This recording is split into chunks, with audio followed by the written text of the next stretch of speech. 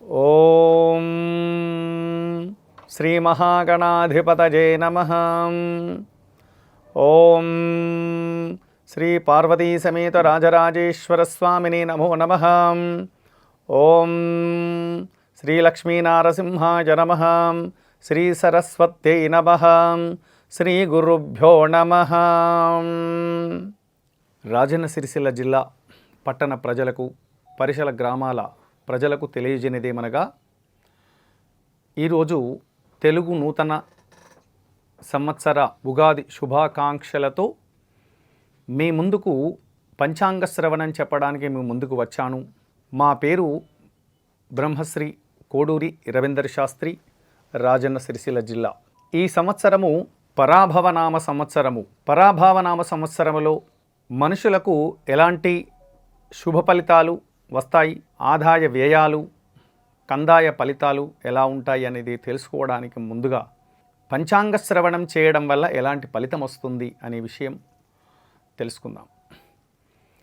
శ్రీ కళ్యాణ గుణావహం రిపుహరం దుస్వప్నదోషావహం గంగా స్నాన విశేష పుణ్యఫలదం గోదానతుల్యాన్ నృణాం ఆయుర్వృద్ధిదముత్తమం శుభకరం సంతాన సంప్రదాం నానాకర్మసు సాధనం సముచితం పంచాంగమాకర్ణీయతాం.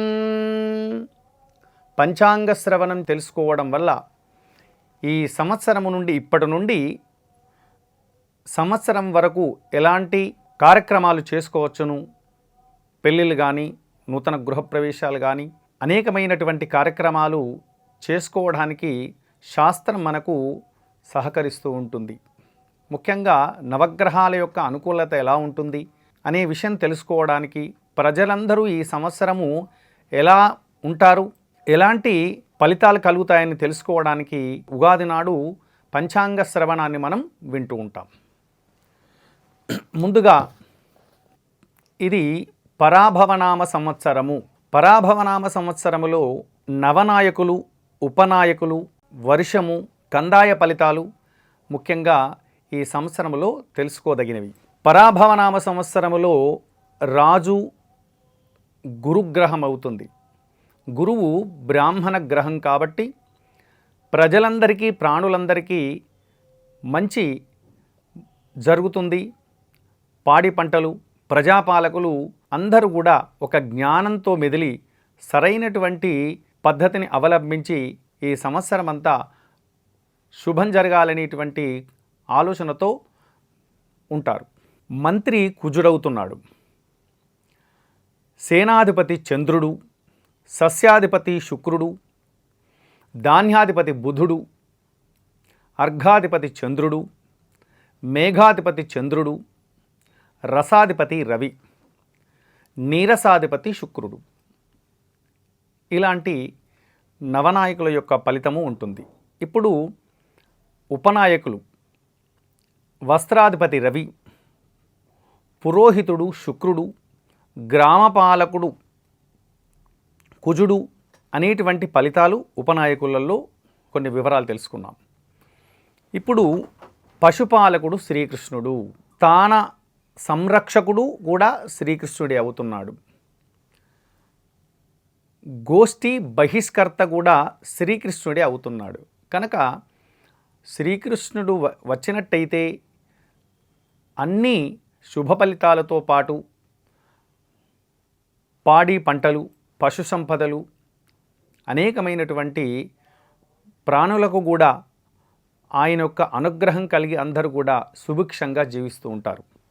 పరాభవనామ సంవత్సరంలో ముఖ్యంగా అందరూ 12 రాశులు, ఎవరికి ఏం రాశి వస్తుంది, ఆ రాశి పైన ఈ సంవత్సరం యొక్క ఆదాయ వ్యయములు, రాజపూజ్య అవమానములు, కందాయ ఫలితాలు అంటారు. వీటిని అందరూ కూడా తెలుసుకుంటారు. ప్రత్యేకంగా నూతన సంవత్సరంలో మేషాది 12 రాశుల వారికి ఆదాయ వ్యయములు. మేషరాశి వారికి 11 వాళ్ళ సంపాదన, 5 వాళ్ళ ఖర్చు. వృషభ రాశి వారికి 5 వాళ్ళ సంపాదన, 14 వాళ్ళ ఖర్చు. మిథున రాశి వారికి 8 వాళ్ళ సంపాదన 11 వాళ్ళ ఖర్చు. కర్కాటక రాశి వారికి 2 వాళ్ళ సంపాదన 11 వాళ్ళ ఖర్చు. సింహరాశి వారికి 5 పాలు సంపాదిస్తే 5 పాలు ఖర్చు పెడతారు. కన్యారాశి వారికి 8 వాళ్ళ సంపాదన 11 వాళ్ళ ఖర్చు. తులారాశి వారికి 5 పాలు సంపాదన 14 వాళ్ళ ఖర్చు ఉంటుంది తులారాశి వారికి. వృశ్చిక రాశి వారికి 11 వాళ్ళ సంపాదన 5 వాళ్ళ ఖర్చు. ధనుస్సు రాశి వారికి 14 వాళ్ళ సంపాదన 11 వాళ్ళ ఖర్చు. మకర రాశి వారికి 2 పాలు సంపాదన 8 వాళ్ళ ఖర్చు. కుంభరాశి వారికి 2 వాళ్ళ సంపాదన 8 వాళ్ళ ఖర్చు. ద్వాదశ రాశుల్లో మీనరాశి చివరిది. 14 వాళ్ళు ఆదాయం ఉంటే 11 వాళ్ళ ఖర్చు ఉంటుంది మీనరాశి వారికి. ఇప్పుడు రాజపూజ్య అవమానములు. మేషరాశి వారికి 2 పూజించే వాళ్ళు, 4 అవమానించేవాళ్ళు. వృషభ రాశి వారికి 5 మంచి వాళ్ళంటే 4 చెడ్డవాళ్ళు అంటారు. మిథున రాశి వారికి 1 పూజిస్తే 7 అవమానిస్తారు. కర్కాటక రాశి వారికి 4 పూజించే వాళ్ళు, 7 అవమానించేవాళ్ళు. సింహరాశి వారికి 7 పూజించే వాళ్ళైతే 3 అవమానించేవాళ్ళు. మేషాది ద్వాదశ రాశులు రాజపూజ్య అవమానములు. మేషరాశి వారికి 2 పూజించేవాళ్ళు, 4 అవమానించేవాళ్ళు. వృషభ రాశి వారికి 5 పూజించేవాళ్ళు, 4 అవమానించేవాళ్ళు. మిథున రాశి వారికి 1 పూజించేవాళ్ళు, 7 అవమానించేవాళ్ళు. కర్కాటక రాశి వారు 4 పూజించే వారు 7 అవమానించేవాళ్ళు. సింహరాశి వారికి 7 పూజించేవాళ్ళు, 3 అవమానించేవాళ్ళు. కన్యారాశి వారికి 3 పూజించేవాళ్ళు, 3 అవమానించేవాళ్ళు. తులారాశి వారికి 6 పూజించేవాళ్ళు, 3 అవమానించేవాళ్ళు. వృశ్చిక రాశి 2 పూజించేవాళ్ళు, 6 మంది అవమానించేవాళ్ళు. ధనుస్సు రాశి వారికి 5 పూజించేవాళ్ళు, 6 అవమానించేవాళ్ళు. మకర రాశి వారికి 1 పూజించే వాళ్ళైతే 2 అవమానించే వాళ్ళుగా ఉంటారు. కుంభరాశి 4 పూజించే వాళ్ళు, 2 అవమానించేవాళ్ళు. ఈ రాజపూజ్య అవమానములలో చివరి రాశి అయినటువంటి మీనరాశి వారికి 7 పూజించే వాళ్ళైతే 5 అవమానించే వాళ్ళుగా ఉంటారు.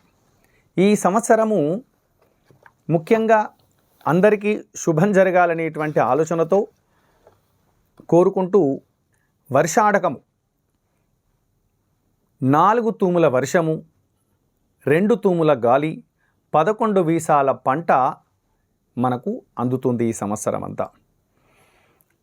కాబట్టి ఈ పరాభవనామ సంవత్సరంలో ప్రజలందరూ సుఖ సంతోషాలతో జీవించాలని, విద్యార్థులు చక్కటి విద్యను అభ్యసించి మంచి మంచి ఉన్నత స్థాయికి రావాలని, ప్రజాపాలకులు ప్రజలందరికీ మంచి చేయాలనేటువంటి ఆలోచనతో వారు అందరినీ ఆదరించి ప్రజలందరి యొక్క మన్ననలు పొందాలని, ఈ ప్రపంచమంతా సుఖ సంతోషాలతో పరిఢవిల్లాలని, ఈ ప్రపంచమంతా శాంతితో జీవించాలని కోరుకుంటూ ఇట్లు మీ రవీందర్ శాస్త్రి. స్వస్తి ప్రజాభ్యాం పరిపాలయంతాం న్యాయేన మార్గేణ మహిం మహిషాం గోబ్రాహ్మణేభ్యో శుభమస్తు నిత్యం.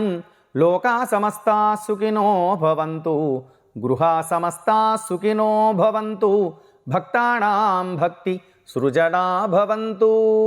హరి ఓం తత్సత్.